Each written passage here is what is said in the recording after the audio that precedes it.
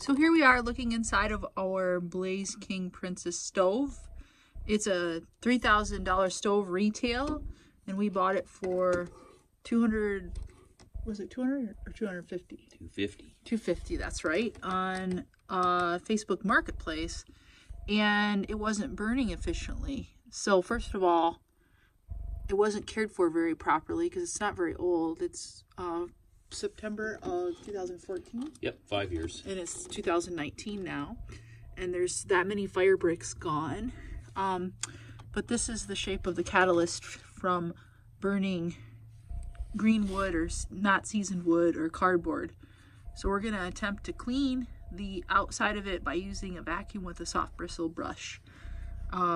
We don't have a gasket to take the catalyst out, so we're going to see if we can clean the outside from here without pushing any debris in. Per the manufacturer's recommendation, and then of course the door latch got that readjusted to be tighter. Yeah, so we're working on it one step at a time. We've got the fire bricks ordered and also this thermostat right here, and so we'll be in good shape before long.